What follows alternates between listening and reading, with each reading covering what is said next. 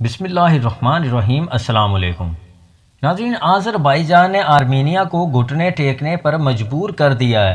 Azerbaijan के साथ जंग बंदी के लिए आर्मीनिया ने मशरूत रजामंदी ज़ाहिर कर दी है।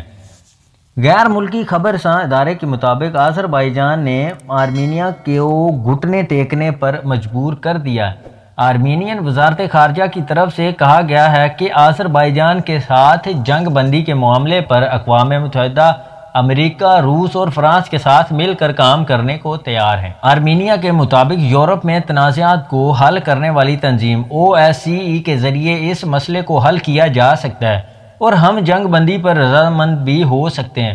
आर्मीनिया की जानब से जंग बंदी का अंदिया इस वक्त सामने आया है जब नागोर्नो कराबाख में तुर्की ने आज़रबाईजान की हमायत की और मजीद 54 आर्मीनियाई फौजी हलाक हुए, जिसके नतीजे में हलाकतों की तादाद 158 हो गई है, जबकि आर्मीनिया की गोलाबारी से आज़रबाईजान के 19 शहरी जांबाक हुए हैं।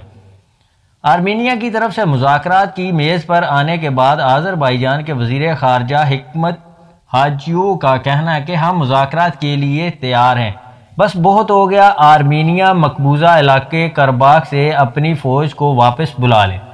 जंग खत्म करने के लिए अब गेंद आर्मीनिया की कोर्ट में है। इससे कबल पाकिस्तान ने आज़रबाईजान के साथ मिलकर आर्मीनिया के खिलाफ जंग की खबरों की तरदीद कर दी है। दफ्तर खारजा ने पाकिस्तान और आज़रबाईजान की अफवाज का मिलकर आर्मीनिया के खिलाफ जंग करने की खबरों को बेबुनियाद करार दिया है। तर्जुमान दफ्तर खारजा ने कहा कि आज़रबाईजान और आर्मीनिया की जंग में पाक फौज के लड़ने की रिपोर्ट्स क़ियास आराई पर मबनी है।